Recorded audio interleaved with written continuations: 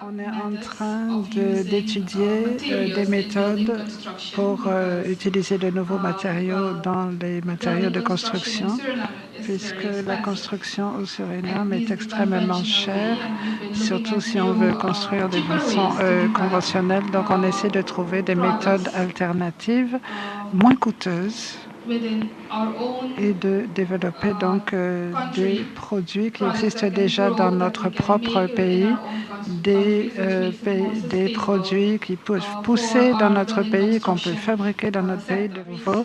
On l'a utilisé dans d'autres pays comme la Chine, l'Indonésie, les Philippines, la Thaïlande, la plupart des pays d'Asie du Sud-Est comme matériaux de construction depuis des milliers d'années. Même dans l'ancien empire chinois, on trouve encore des structures de bambou dans le pays tout entier qui ont vraiment des milliers d'années. Donc, ce n'est pas quelque chose de nouveau, mais c'est vraiment un produit durable, puisque déjà c'est un produit vert.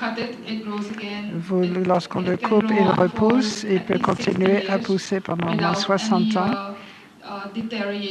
sans aucune détérioration à la structure même du matériau. C'est très très fort, c'est très solide, résiste aussi bien aux cyclones qu'aux tremblements de terre. C'est aussi très innovant parce que vous pouvez faire énormément de choses avec le bambou. Si je vous raconte tout ce qu'on peut faire avec le bambou, je serai là jusqu'à demain. Donc, ça vous donne une idée de la quantité de choses qu'on peut faire avec du bambou. Donc là, je vous montre un peu des usages traditionnels, des utilisations traditionnelles du bambou.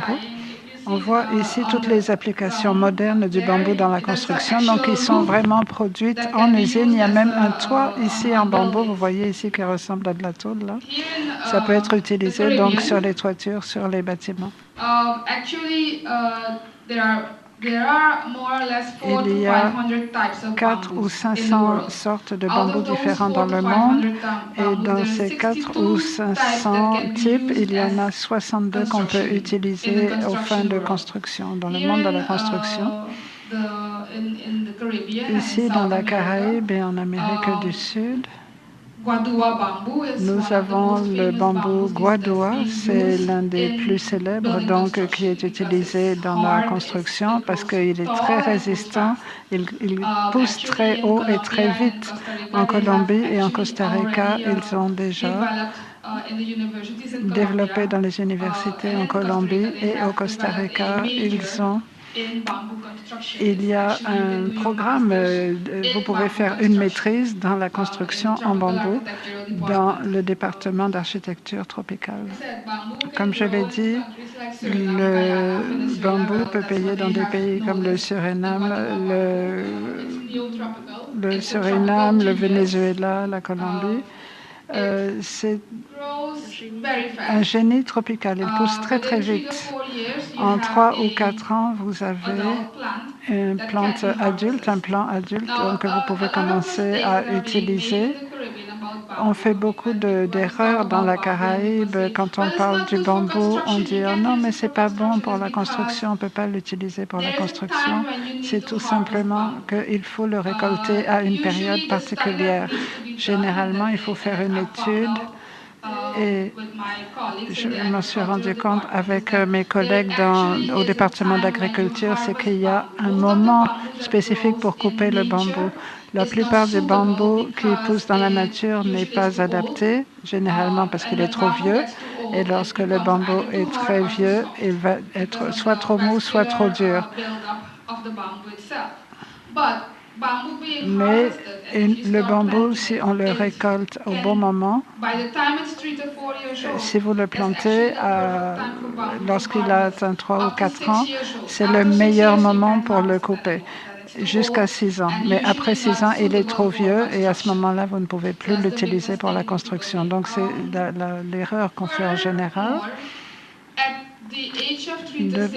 Donc, entre 3 et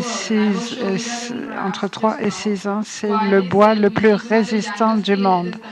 Donc, le bambou en tant donc produit vert, c'est un produit vert parce qu'il a une très faible émission carbone. vous pouvez en fait avoir de l'énergie du bambou. Et en Afrique, en ce moment, dans des pays comme le Ghana, je crois, et aussi au Nigeria, ils ont déjà remplacé l'essence dans les générateurs d'électricité avec du bambou. Donc, en tant que matériau de biomasse, il est excellent. Il ne brûle pas rapidement. Il prend beaucoup plus de temps à brûler que le bois.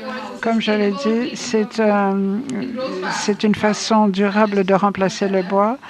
J'ai dit également qu'il pousse très, très vite.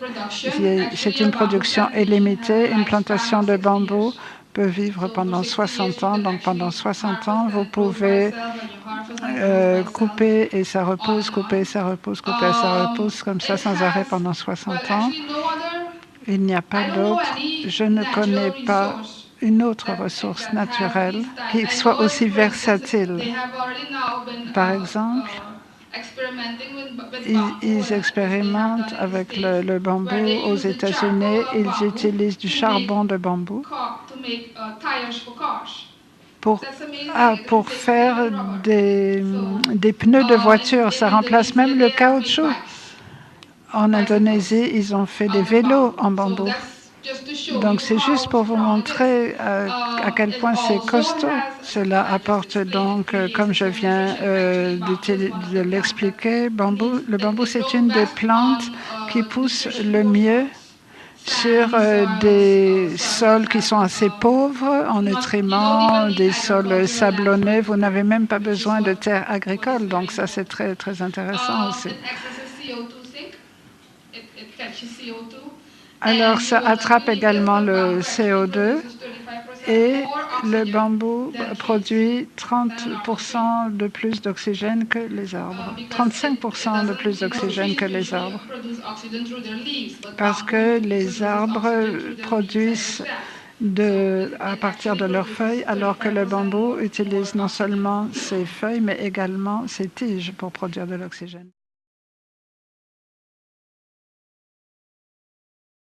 Bonjour, my name is Femia Wesenhag and I'm from Suriname. I would at first like to thank the CAU for inviting me to this conference, which was very breathtaking for me. It was a fantastic conference. I enjoyed every moment of it, and as my first visit to Guadeloupe, I was very surprised at the island, how beautiful your island is, very much like, I would like to come and visit again. I told my husband that we will have our next honeymoon here. I already informed him. On the first day, it was the day before the presentations, I think that was Wednesday, we went to the National Park and the Memorial Act, and it was so beautiful and breathtaking.